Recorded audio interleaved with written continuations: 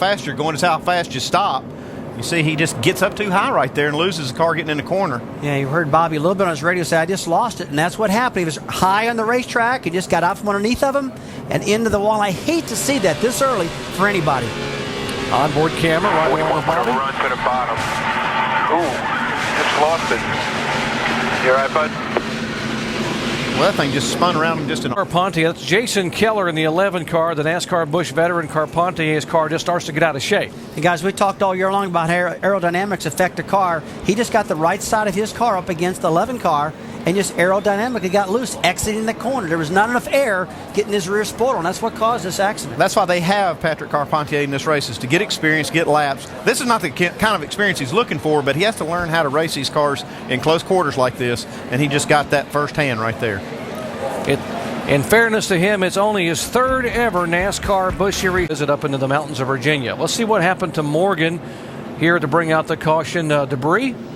We see some debris flying out of a car. It looked like maybe the 11 car from the damage that he had with Patrick Carpentier. It looks like Morgan may have gotten into that debris. Well, he definitely got in that debris, Andy. I mean, that thing went flying through there, and all that. It looks like he's got a right rear flat on Morgan Shepherd's car. And I don't know what that was that flew off underneath that 11 car, but it was. Trying to be impressive here. Let's see what happened. That's Stephen Wallace on the inside, Yaley in the middle, and John's up high. Boy, it looks like the one car just gets up in the left rear quarter panel, the 24 at John's, and, gets a little tap in the left rear, and that's all it takes when you're running close to 180 miles an hour, and that's what they're running. And look, that's the same spot Bobby Labonte just lost it all by himself, so that track must be a little bit slick on that entry point of getting into turn 3. Well, I really think as this race goes on, it's going to tighten up more. The track's going to get more grip, like Matt Kenseth, our in-race reporter, said earlier. He said, it's going to change, and they're ready for it. Richard John so desperately wanted to get a good finish here. They had talked to a couple of sponsors in this week about being on board in 2008 for that 20 in the corner. Up across the racetrack. That thing just took off. Looked like maybe had a tire go down or something. That was really unusual. It just shot straight in the wall right in front of Sam Hornish.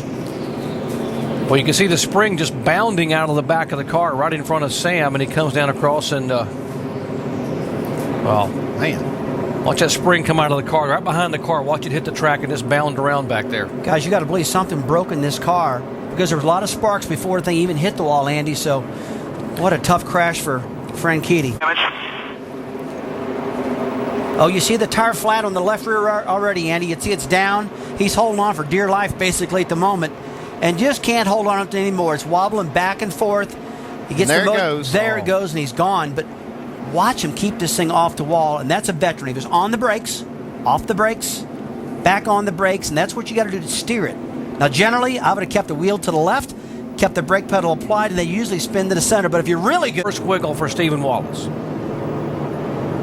See him drive down in the corner hard, right on the outside of the 59 car. Looks like it just gets a little bit loose, and he chases it up the hill.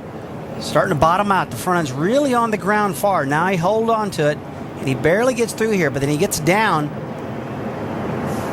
a lap later down into turn 3, and it really bottoms out hard then. And boy, when these things bottom out, you can't do nothing. It's a little bit confusing why the car bottomed out more this time than the time before, but he's got to stay cool. He's done proved to everybody out there he can drive these cars. It's a tough day for him.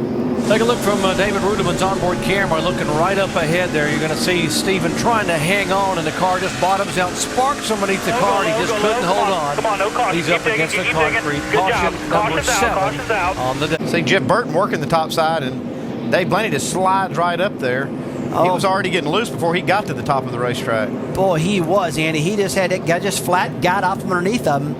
And on these restarts, I keep telling you guys, these tire pressures don't get up quick enough, the tire temperatures don't get quick enough, and these drivers get aggressive. I'm inside. Looking out the back of Jeff Burton. Watch Denny Hamlin's car. There you go. Out of way, bud. Out of way. Caution's out. Now from the 20 car onboard camera.